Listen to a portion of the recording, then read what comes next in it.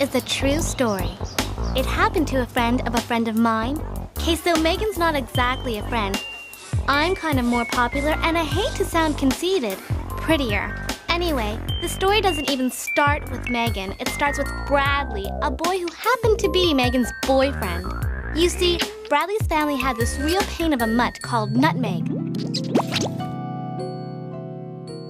Well, one morning, Bradley's mom noticed that Nutmeg wasn't up to her usual destructive self.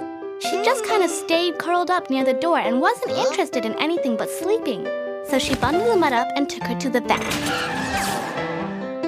Oh, the vet could see that something wasn't right, but he couldn't tell for sure without taking some tests. You know, he took some blood and asked Bradley's mom to bring in a sample of Nutmeg's poop for testing. Well, after dinner, Nutmeg went out for her usual run in the park.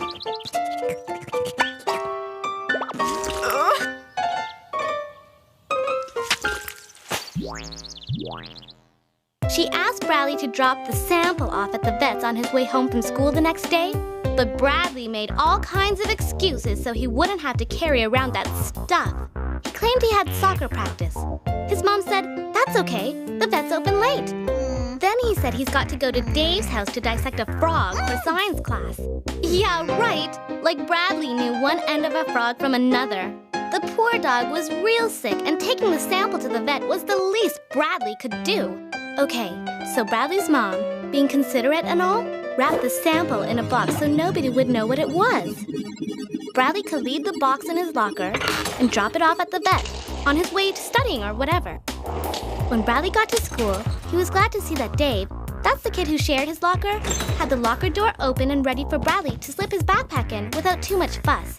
But the backpack was bulging on account of the box of poop. So Bradley took the box out, shoved the backpack in, and put the box on the top shelf. Then Bradley headed off to his homeroom. And who did he bump into? His girlfriend, Megan. She was all excited because it was their 3-month anniversary. Well, Bradley wasn't totally stupid. He said that he did have something for Megan, but he wanted to give it to her after school. Bradley figured how at lunchtime he could get to the mall, buy a present, and get back without missing a class. But when Megan went to Bradley's locker to find him, so she'd know where and when to meet him after school, Dave was there, but no Bradley. And Megan spotted the box. Cool, she figured.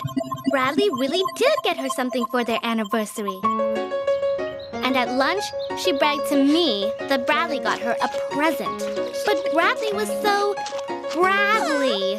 I simply wouldn't believe he got Megan a present unless I could see it with my own eyes.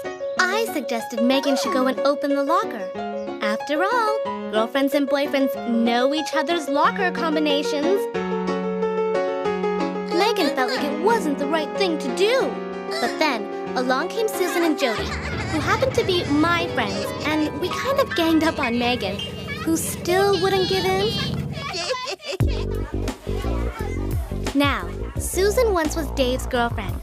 That was before his dermatological misfortunes.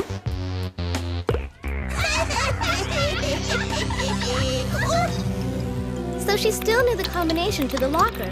And to our surprise, there it was, a box. But what could be in it? Well, Jody hovered close over the box while Susan opened it. The screams that exploded through the high school halls that day rattled the trophy case.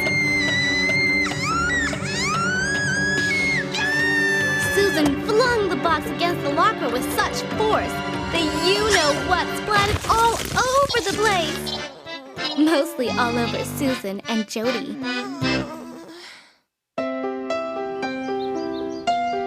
Oh yeah, this is a true story. It happened to a friend of mine. And Nutmeg was just fine, even after she ate Bradley's science project. Turns out the dog loves frog's legs.